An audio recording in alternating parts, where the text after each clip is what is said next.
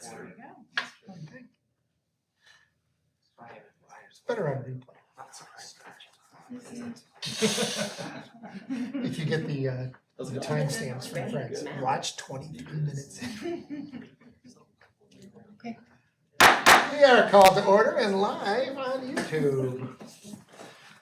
Good evening, welcome to the Skokie 68 Board of Education meeting on Thursday, August 18th, 2022. We will begin with a roll call.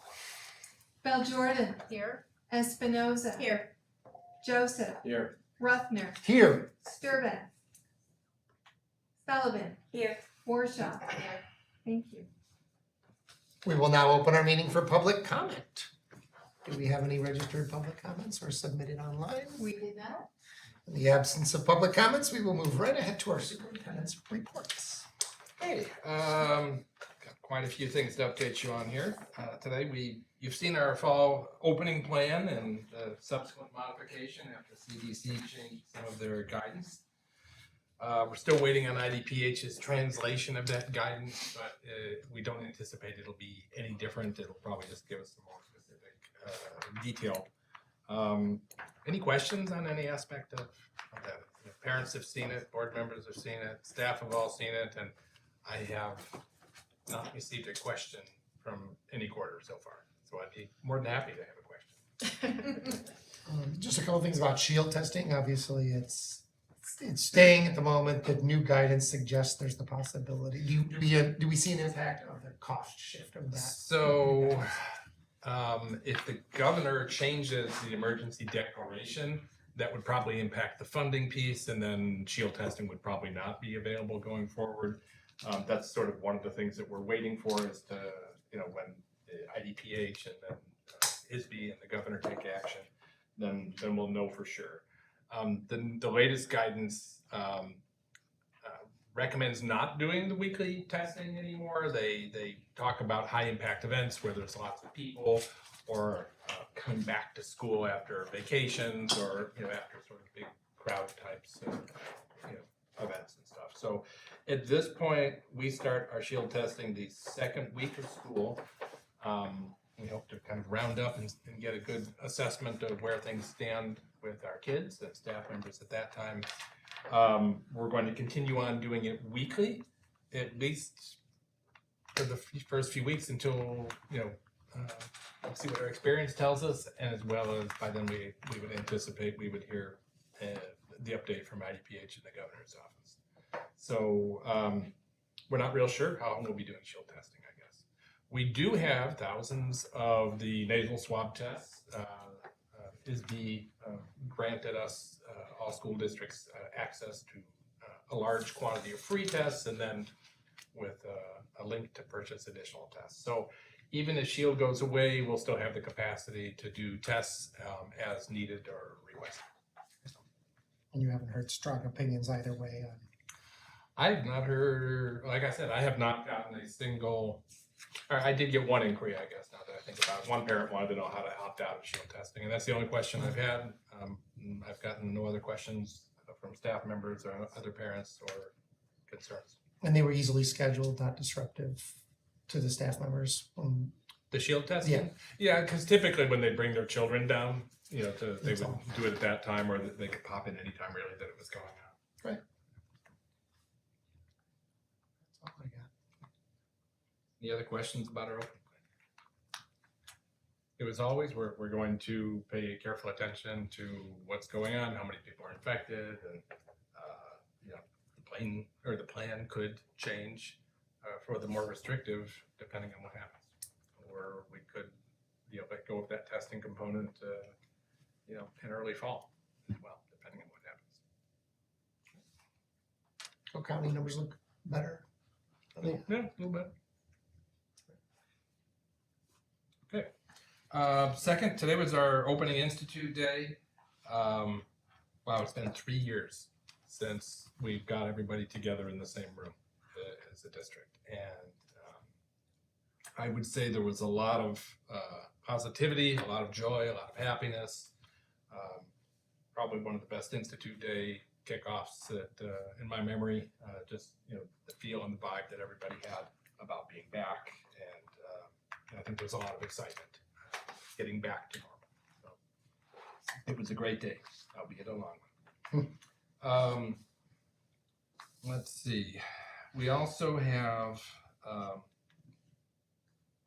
let me do a couple more ad hoc updates here, and then we'll go into our larger one, which is the classroom and school renovations update.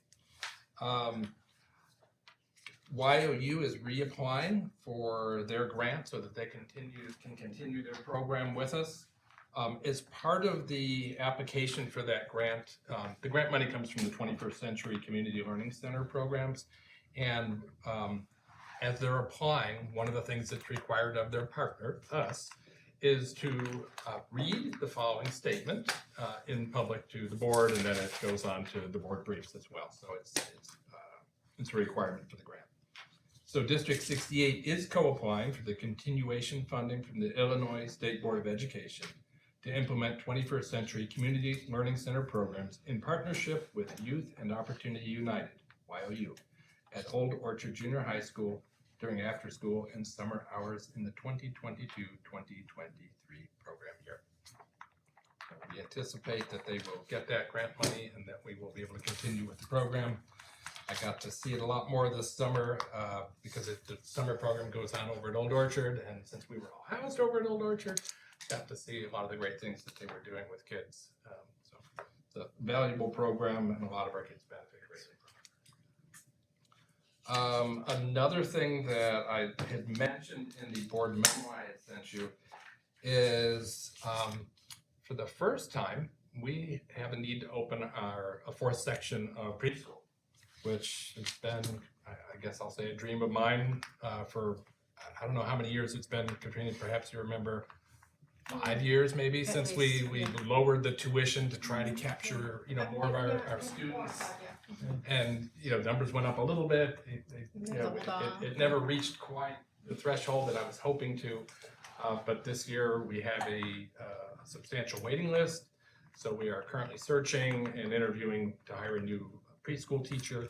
They won't start on the first day of school, but our goal would be to get that to happen sometime in September.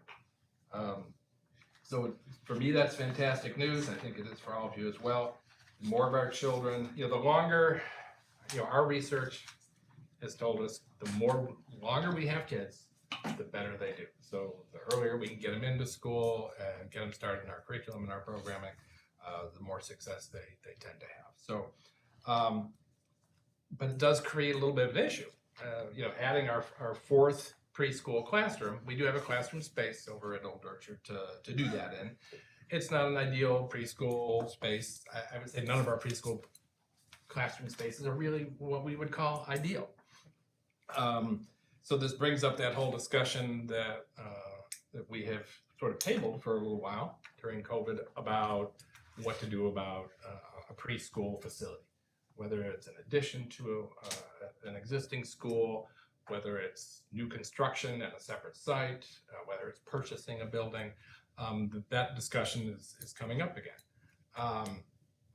And serendipitously, we got notification that there's a new early childhood facility grant available from the state. And there's some matching dollar portion of it, but it's a pretty minor amount of money compared to what they would put into this if you were able to get that grant. So next week, Ryan and I are meeting with Taryn Kendrick from NTDSE and her business manager because they're interested in a partnership there. They need preschool space as well. So we're going to be getting together to do a little bit of brainstorming and have informally talked about hiring a grant writer to do this for us. It's a short timeline that we have, and there's quite a bit of information that goes into writing this grant. And we figured it would be better to spend a couple $1,000s, hire a professional grant writer who can get this done in time for us, and we can see where that goes and how much money we might be able to qualify for. We'll also start engaging our architects so that they can help us brainstorm alternatives and different ideas for how we might go about that. Okay. That leads into our classroom and school renovations update. So if you'll recall, we had the learning team that was also tabled for the last couple of years. It was going to look at our learning environment, our teaching and learning environment. And what Ryan and I determined sometime mid last year is, well, why we had to table that team, there's a lot of things we could still start tackling. But we don't need a learning team to tell us to fix a hole in the wall, right? Or that we need a new roof or a new ceiling or a new lighting. What a learning team would do would be to involve teachers to help identify what kinds of furniture and what kinds of movable structures would be in a classroom to create the ideal learning environment. So we've decided to kind of split this off into two tiers. One is sort of that physical space piece, which is lighting, walls, carpeting, air quality, all those kinds of things that we don't need to wait to start tackling and addressing. So a couple of weeks ago, Ryan and Ernie, the audience here as well today, Derek, our technology director, and I all went and walked every single one of our classroom spaces throughout the district. Dismay would probably characterize my reaction, and I think all of our reaction. When you go into a classroom usually that's full of kids and teachers during the school year, what do you focus on? You focus on the kids, you focus on the teacher, you focus on the learning that's going on. What do teachers do to classroom spaces? They decorate them. And we have an excellent cleaning crew that maintains our buildings and they look very nice. And then our teachers do their job. They cover every blemish and hole in their classroom. Anything that's unsightly, they cover it up with posters and color and bulletin boards. So walking through in the summertime when a lot of that stuff was put away and we kind of peek behind stuff, our classrooms need a lot of work for our kids here in District 68. There has been some cabinetry, and you'll see pictures. Ryan has a slideshow to walk us through, so you can see some of the examples of some of the things that we saw that made us feel that we could and should do a lot better for our District 68 kids. So what I'm envisioning is, part one of this whole learning environment is addressing those physical structures that we don't need to ask a teacher, for input for. Sorry. Kids have a knack for calling during a board meeting. And so we have already sort of gone out and done a pretty good survey of how bad things are, and all schools need some significant work, some more than others. We met with our architects and construction team and the company this last Tuesday with some blueprints and kind of explained what we were looking at, perhaps before I go further into that, Ryan, do you want to cue up the pictures? And then that'll lead into some of the other things I want to say when you see some of the things we're talking about. So this is a typical classroom. You can kind of see the stained wood headboard there at the top. Looks like some nice molding around it, but you can kind of see the smart board there and a little cork board behind it, and in a regular eye you're looking there, your parents are there, they're listening to the teacher during curriculum night or whatever, you don't really notice anything else. But when you take a little closer look, you see wires hanging down, you see rips in the cork board, and multiple layers of the wood. Okay, fine. Hopefully the kids are small, they don't look that high. Then you go and look on the side, and you're like, okay, well, here's the cork board, and here's the wood at the top, and it's kind of hard to see behind the cork board is a piece of painted plywood there, kind of holding everything up, that has been very well glued to the cinder block wall behind it. I think it's just been over multiple years and different construction jobs, going back well before anybody who's probably still working in the district happened, as just old construction projects where that's how you hit something. You glued a piece of plywood to it and hung a chalkboard or something else. So, As Shrek would say, ogres have layers, and so does our classroom construction. Just Quote things Shrek put on top of live. things, put on top of things. So here's another example where you've got, wood, and there's just kind of a nice little 2x4 there completing, the outline design. You can see the corkboard there again on top of the painted, plywood. The horizontal silver line going across it is an old chalkboard. We still have a few out there in the district. And that wood is, unfinished, kind of Yeah, raw it's just- wood that's been cut and put up there with no Yes. beautification. Looking further, Is that contractor wood? multiple colored stains, probably different types of wood. Also, you can see the two bars coming out of the smartboard. I forget what our technology director called those, but those were mounting brackets that they could put kind of to go over a whiteboard or chalkboard or corkboard Or a piece of plywood. or plywood that used to hold up other things. Hopefully those would go away, but just again, kind of unsightly. It kind of looks like it's on, like bars, like prison bars. Here again, you can kind of see just different banners in between the whiteboard and the corkboard on the right. Somebody put up shiplap to make it kind of look nice, but again, it's just another layer on top of probably two other layers behind it. At one of the schools in particular, corkboard was apparently on sale in the 90s.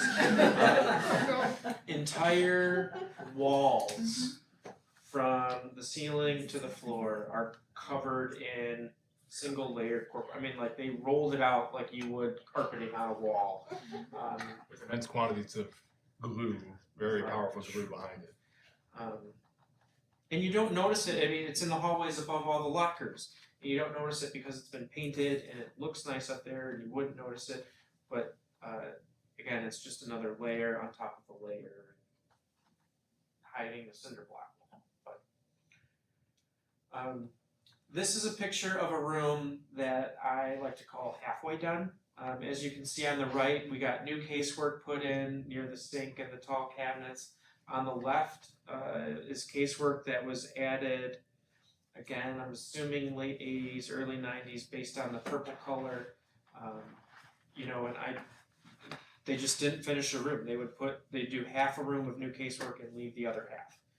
If you pan out from that picture, you can see the same thing on the left, where the American flag is holding on to ceiling to floor to ceiling.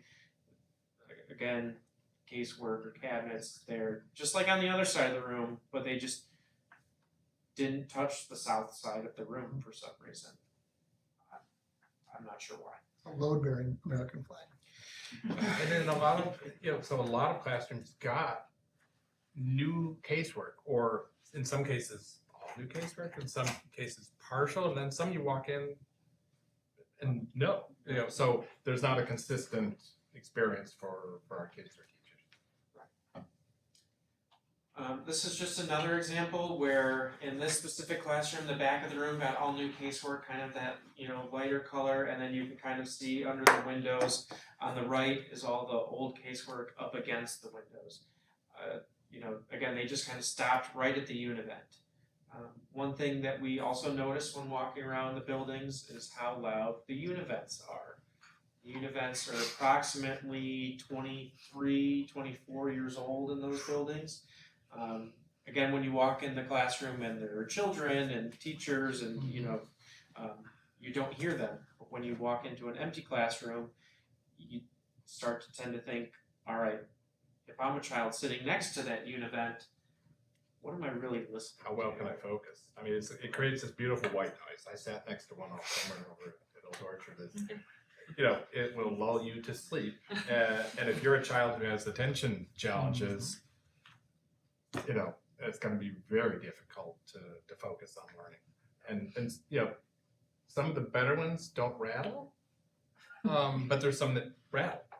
And they don't make the parts for these anymore. Guys have been retrofitting them and trying to keep them going. But I think they are an inhibitor for learning. The other thing I was particularly concerned about in this one is how the ceiling is curved like that over time.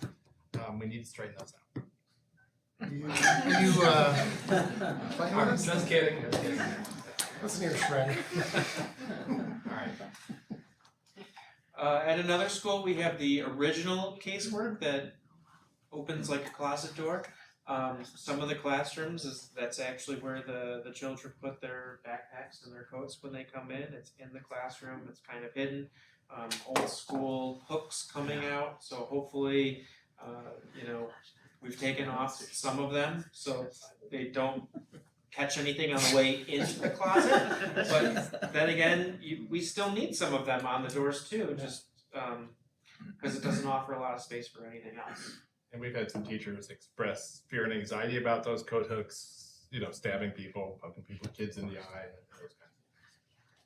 And not only that, those doors open and close and create a great place to stick your fingers and get pinched. Yes, they do. Again, another classroom, the coat hooks. You can kind of tell the cabinet and little closet on the left starting to show the age of the wood. Just again, original, just a little better color. Most schools were built in the early 60s. Yeah. It is solid casework though. The last. We on this specific type of casework, where all the books and the shelves are, there were doors we had to remove because one fell last year on an employee. And again, solid oak maple. I don't know what kind of wood it was, but it was heavy and broke some toes. Yes. So we removed all those, just the doors, but it's still, as you can see, aged. Okay. Still same aged casework in some of the classrooms. Nice sink. That just kind of showing, traveling back to the 60s. Same thing. Next one's my favorite. Wow. I'm not sure where these came from or whose garage or kitchen they came from, but these are the cabinets in one of our classrooms in one of our schools. Definitely not original to the building. This was a fine decorating choice at a certain point in American history. I bought a house Dismiss the with those people things, with that those exact same installed those in their cabinets. homes. From the colonial era?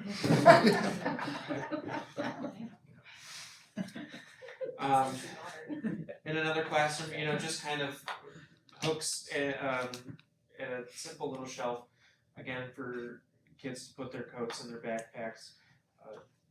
Many hallways have lockers for our students.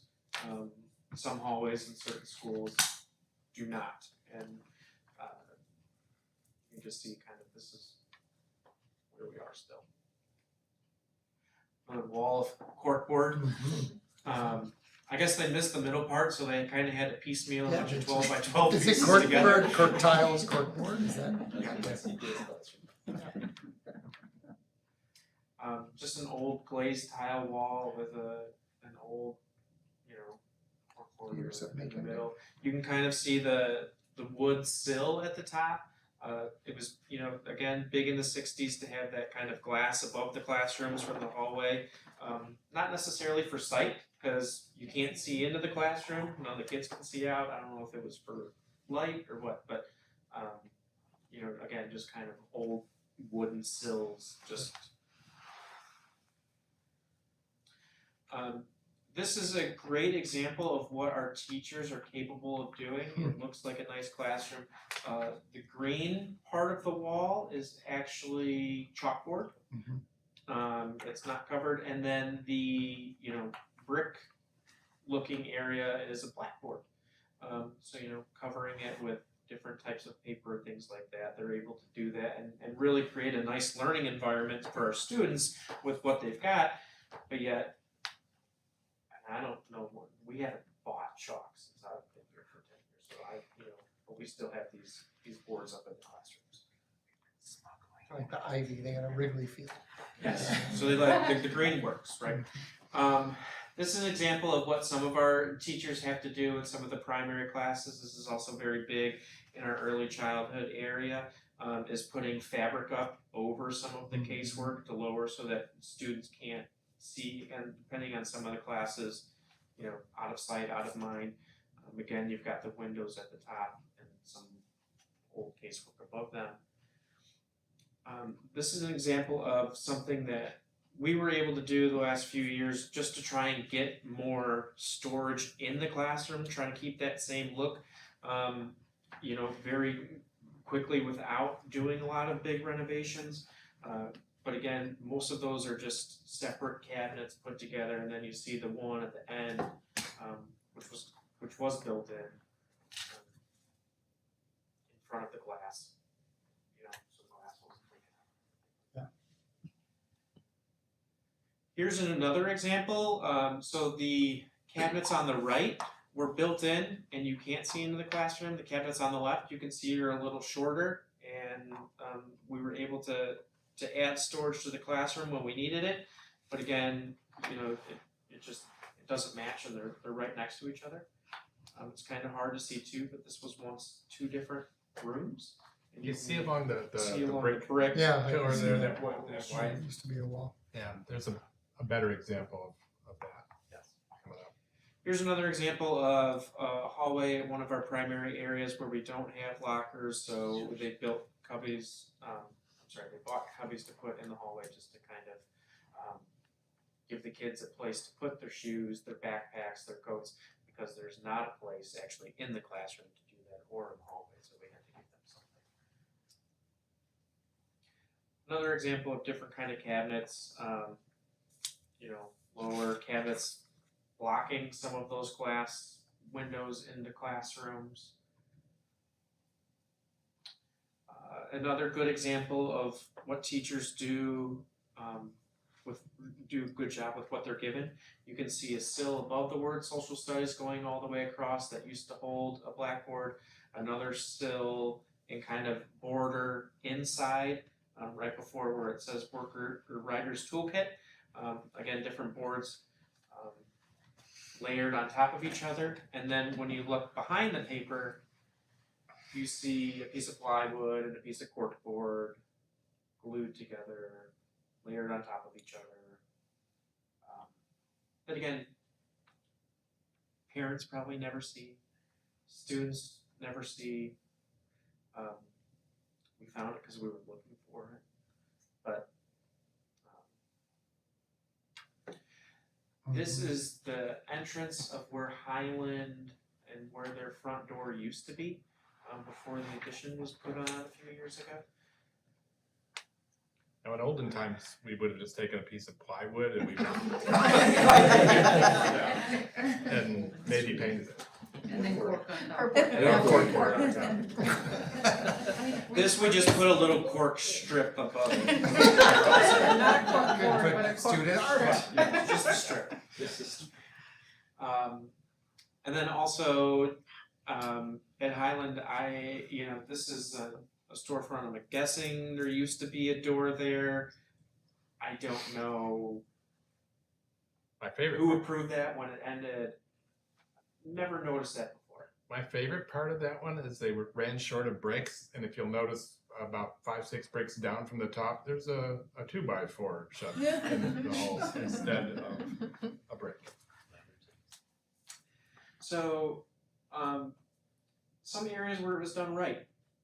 In this classroom, the casework was installed correctly. Not that it hasn't been installed correctly, sorry, that was a poor choice of word. Professional measured casework done in the classroom, kind of taken care of. Another example with the sink, kind of updated. Same thing, updated casework throughout, nice light colors, learning, easy to clean, easy to maintain. Another example, I'm not real sure about who decided to put the cabinet next to the countertop, but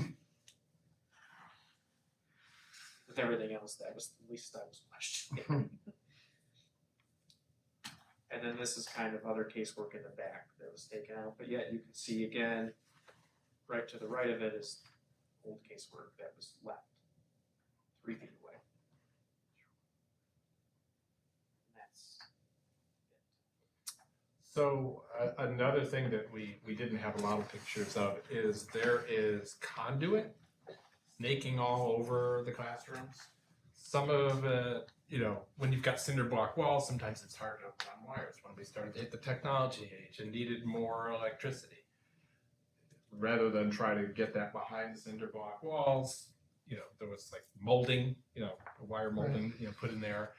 And there are a couple of generations of molding that aren't used anymore. Like the original coax cable that once upon a time connected TVs, original phone line, plastic molding that's going all over the place. And now that we're totally wireless, we don't even need most of the electricity outlets that were also, all over, the bases of classrooms and stuff as well. So there's all sorts of old plastic that's been made over and over and over again. And some of it, is just not used anymore. And then it inhibits some of the other piecemeal improvements, like some of those bulletin boards you see, one on top of another. So that's also another big piece. We've done new lighting here at the ESC and in the hallways in the schools. Classrooms have not seen that new lighting yet. That's another part of this. We have taken care of a lot of the carpeting, but that was just sort of an example of some of the low lights of some of the things that we saw. If any board member would like to come and take a tour and see for yourself, it's probably more impactful to see it there than it is in pictures.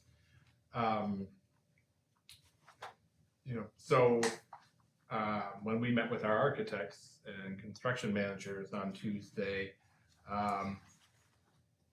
they looked at the scope of what we were talking about, and we're talking about some significant money and some significant work. It could not be done all across the district in one summer. No. Their recommendation was take one school the first year out, kind of make that your model, and then from there you might be able to tackle 2 the following year, and so on.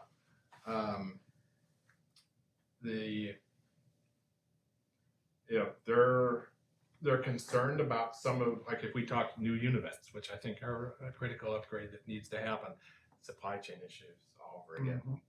So their feeling is that we'd have to be able to secure those things in time to do one school next summer, that we would probably need to get a bid out, ASAP, and an order put in, decided upon by the October board meeting. We've tentatively given them the green light to start sort of speccing out some of those things for us, to just get an idea of what things would cost. So our plan is to go out, try to cost this all out, bring that back here, and engage all of you in discussion about whether you would like to go ahead with this. The one school that we felt was in the most urgent need of upgrades was Stenson. It's our oldest school, it's our oldest building. The junior high has had a lot of upgrades. There's still a lot of work to do at the junior high, but they've had a little more upgrades taken care of in the recent years. And then behind Stenson, you've got Devonshire following close behind in need for there, and then Highland probably would be still egregious, but less egregious project to tackle. Any questions? Was it just to add on to that too, some of the buildings are also in need of new windows. With buildings settling over years, it's been quite some time since we installed new windows in some of the schools, so those are also a need at some of them. And I believe Stenson's roof is not leaking, no real structural worries there, but is past its life expectancy too. So that was another reason to start it at Stenson, just to knock it all out in 1 year. I mean, these are the kind of things, if you buy a house, eventually it gets older, and like what happened to my house this last spring, the siding just blew off one side. You gotta repair it. Everyone, there's a cycle of putting new roofs in, there's a cycle of having to, refinish your driveway or do all sorts of things, flooring, carpeting, all these things, none of it lasts forever. You gotta repaint. And I think we have, kind of piecemealed improvements here in the district over some time, but when you really get down to it, and when you're thinking about this learning team and how do we improve this learning environment so it's the best possible thing for our children here, I think there's a real need to start taking care of some of these things. And it's going to be for future generations of kids that come in as well, because these kinds of things, while costly, they're going to be improvements that kids and parents and teachers will be able to reap the benefits of for many years going forward. You said this, oh, please. I'm just wondering if it might be worthwhile, because the people that spend the most time in those classrooms are the teachers, and they have become adept at sort of hiding things. If it might be worthwhile to survey some of them about other things that they maybe have encountered that perhaps the survey team didn't see as part of that, to just make sure that, if they're gonna do upgrades, that the teachers that are working in those rooms, I don't know if that's a good idea or not, I'm just floating it. It seems to me like if they're so adept at it, they may also have left some stuff up that make it hard to see what. Yeah, there may be more under there than they realize. Yeah. And this is tier 1, there's 2 tiers, right? Tier 1 is Foundational. the more physical infrastructure, and then tier 2 is definitely 100% teacher engagement, involvement, and those kinds of things. So we have thought about finding out if there's other things we've missed and talking to teachers as well. In order to do, let's say we went ahead and did this project at Stenson next year, we'd probably be moving everybody and everything out. So teachers would end up having to pack up rooms, and things would go into storage temporarily to be able to address these things and get it done. So it's it's going to be a lot of work, but I shared that with the teachers this morning, that I was going to be talking about this at the board meeting, and the nods, the grins, the laughter when I said they were so good at hiding everything. They've been aware of this for longer than we have. Of course. They live in the spaces. Is that when would we start the second tier conversation, and how would we anticipate an overlap in? Yeah, Two. so when we initially engaged our architects a couple of years ago in talking about the learning environment and the design of the classrooms and the furniture pieces, their suggestion at the time was, don't try to decide and make it a purchase for the entire district and do it all at once. Go out, set up a couple of model classrooms in your spaces so that you can kind of test them out a little bit. So in other words, get some piloting going on with that. So it would seem, and I hadn't put a lot of thought into this yet, prior to your question, but it would seem that, let's say Stenson's our first school, we tackle that. While we move on to that other school, we could engage teachers and get some piloting going on, say at Stenson, after their physical infrastructure piece is going on, and then kind of have it be a rolling thing as we take care of the other schools.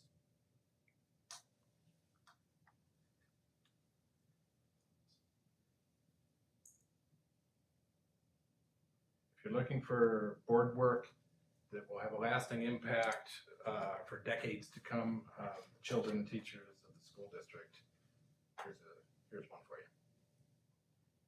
Reminds me when we did the vestibules. Smaller project, Right. but lasting impact. And a powerful impact. providing more safety for our kids and teachers.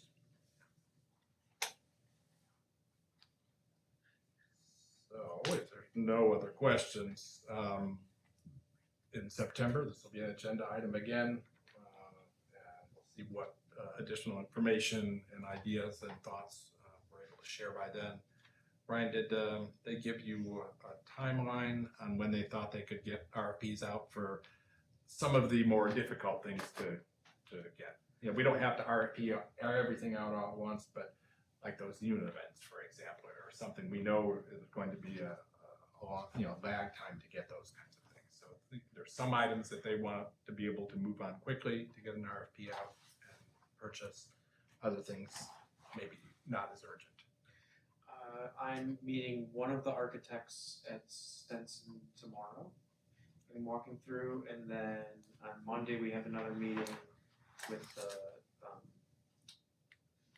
both architects, the engineer, and the construction manager might also be there. So hopefully, but they did all mention that at least mechanical buys for unit events and things like that, we would need to get a bid out in October.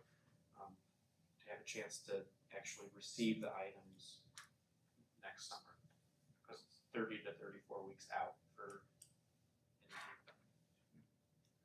Given there's such a delay in getting them, does it make sense to try to buy all the ones that we would need for the whole district in one order versus grouping, staggering it?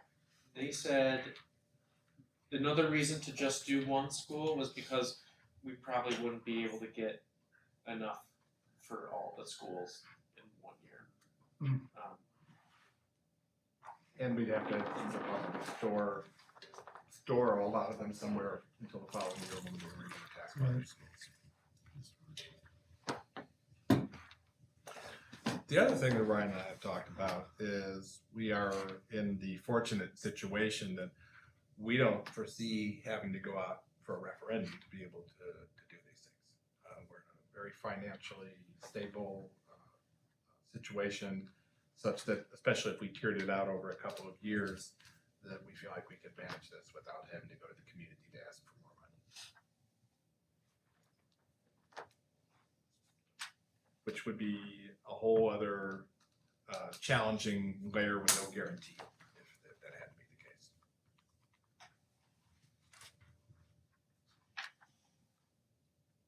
Okay. If you have any other questions or thoughts between now and the next board meeting, and any other communications you get from me about this, please let me know, and we will have more information, thoughts, ideas, and things to share with you at the September board meeting. Unless I'm hearing, let me just throw that out there. Am I hearing no way, don't do this? I feel like the nodding heads of the principals. Of us. I think we're all in agreement. And then, two more quick things. You also, in your board packet, have the scheduled board reports there. Yeah, we do that every year just to give you an idea of some of the items we know are going to come up on certain months, or we think they'll come up on certain months. It's absolutely a draft. New things get added as they come up. Every once in a while, we move something to a different month for various reasons. But it just gives you an idea of some of the standing things that we know about that would be coming up. And the strategic planning is scheduled for Strategic- 10:15, is that right? Yes, I believe that is the correct date. Thank you for reminding me of that. Strategic planning is. The Jeff question. I'm embedding it. October 15th or September? October 15th. October 15th is when I had penciled in. Okay. Yes. Yep, October 15th, and I have started to work on the teacher and community surveys to get feedback for that. Those will go out within the next couple of weeks. We'll also start identifying committee members.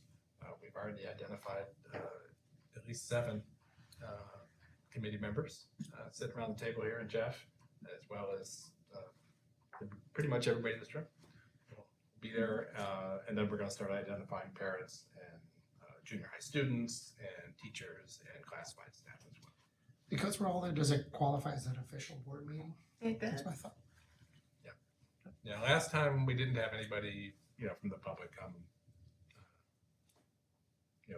Oh, Who was not part to of the committee. witness. Yes, Yes, yes. as audience. And ideal time for it, is it 8 to 4, is that what I penciled? I believe it's, 8:30 to 8:30, 8:34, that's something fine. like that. 8:30. We'll get the exact time out. Oh wait, I do have it there. 8:30. 8:30 to 3:30. There you go. All right. We received well over 800 backpacks from the Niles Township government. They had approached us last year with this very lofty goal of providing a backpack for every child who was on free and reduced lunch. And it would appear they worked very, very hard. And Deanna Juarez, at this point, is queen of backpack distribution. She's had multiple events at all schools and here, and I see her walking around with armloads of backpacks, everywhere she goes, and she's already got ideas about how to make it easier next time. So we're very grateful to Niles Township for all they're doing to help provide our kids with resources.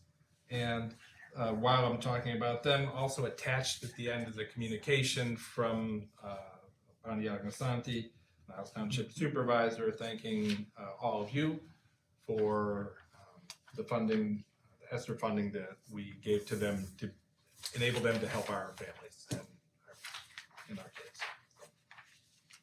Awesome. Many thanks to them for that as well. All right. Is that everything? I believe so. That's all superintendent requests. Thank you, Dr. Garwood.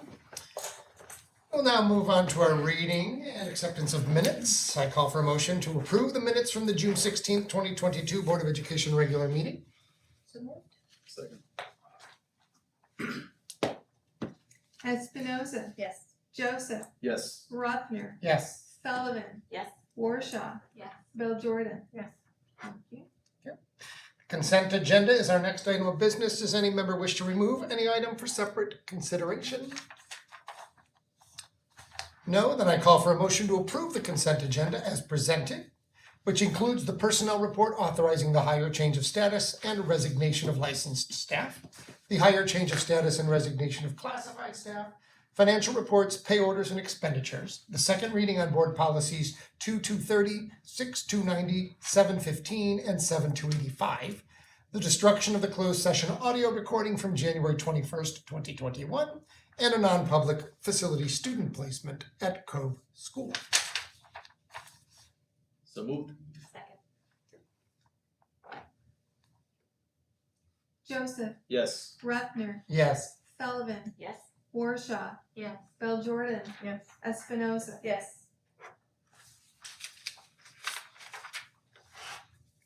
We move on to our reports and discussion items. Ms. Espinoza, do you have a report from NTDSE? I do. So we had a meeting last week, and that was our first meeting back at Malloy since construction. So we got to have our meeting in the new addition, in one of the new meeting rooms up there, and it is beautiful. It is gorgeous. I'll have to get some more updated pictures that really show all of the hard work like inside, but it looks great. They have little finishing touches, obviously, to get it completely done, but phase 1 and 2 are completed. Phase 3 will be completed this year, and they'll have the big ribbon cutting ceremony next September when everything is finished up. So there's still some more work to do, but all of the new construction is just about wrapping up, and then we'll move into remodeling some more of the space that's already there to kind of meet more of the needs over there now. But it does, it looks great. And as soon as I get some more pictures from them, I will send them your way so you can see the great spaces over there. And that's what There's we been- want people to say about our spaces. Yes. Yes. There's been a lot of problems though with the engineering and the architect plans. So the contingency money is pretty much done at this point, and we had to approve new money to be set aside that is currently being worked out, but it was not a great situation, and there's, you know, a lot of things were missed in the plans that were submitted and approved, and Corkboard demo. yeah, I mean, like according to Taryn, like pretty basic things that they didn't know, like, you know, NCDC wouldn't have known that wasn't in it, but architects and engineers should have known that that was not, like, hot water stuff wasn't in the plans for the building and things like that. So just it's all there now, but it's come at a price, and a lot of it was because they didn't realize something wasn't in the plans until part of it was already built, and then you had to kind of go back, and so that's In order which working architect through that you're part of using. it now. It's And it's not ours. And the only other really thing I had in there, Jim already covered for me about the need of early childhood space. That is something that they're really needing to figure out, so that's about it. So they're a good partner with us, and we'll try to work something out for us. Wonderful, thank you. We move on to our action items. First is a resolution of the board ratifying the partial abatement and permanent transfer of monies from the working cash fund to the operations and maintenance fund. So I call for a motion to adopt the resolution directing the Niles Township School Treasurer to partially abate and permanently transfer $3,500,000 from the working cash fund to the operations and maintenance fund as presented. So moved. Second. Thank you. This is a standard resolution, transfer resolution that we do every year, shown in the budget. It basically makes up for the deficit in the operations and maintenance fund when transferring that money to the the deficit in the operations and maintenance fund after the operations and maintenance fund picks up the deficit for the capital projects fund. So it's a two-step resolution, but we have to transfer from working cash, so from one checkbook to the other checkbook, so that the second checkbook will cover the third checkbook. That's easy enough to follow. As long as you're following it. Everybody's good? Okay. Ruffner, Yes. Sullivan, Yes. Warshaw, Yes. Jordan, Yes. Espinoza, Yes. Joseph. Yes. Motion passes. As Ryan explained, I now call for the motion to adopt the resolution directing the Niles Township School Treasurer to partially abate and permanently transfer $4 million from the Operations and Maintenance Fund to the capital projects as presented. Second. This is just the second Part two. Covering all the deficit from capital projects, we need to Picking up pick the it up half and a pay million it dollars. separate, because we don't levy into that fund. We levy into O&M. Sullivan, Yes. Warshaw, Yes. Jordan, Yes. Espinoza, Yes. Joseph, Yes. Ruffner. Yes. And we move on to our communications and information. There were 3 requests and or responses for information under the Freedom of Information Act during the period June 11th through August 12th, 2022. On July 1st, 2022, the district received a request from Nathan Malik of the Illinois Retired Teachers Association requesting information on future retirees. The response was sent on July 5th. On July 8th, the district received a commercial request from Emily Shimanovsky, MDR Law LLC, requesting information on an incident that occurred on June 26th, 2022. The response was sent on July 11th, which I thought the wording was eloquent on. Thank you for that response. On July 11th, the district received a commercial request from Sherry Reed of Smart Procure requesting purchase order and vendor information. The response was sent on August 1st. If there is no further business to come before the board, I call for a motion to adjourn. So moved. Second. Warshaw, Yes. Jordan, Yes. Espinoza, Yes. Joseph, Yes. Ruffner, Yes. Sullivan. Yes. Thank you. You're adjourned. Enthusiastic. Thank you very much. We're still on camera. You did call it. Katrina asked me. Oh my gosh, I'm still here.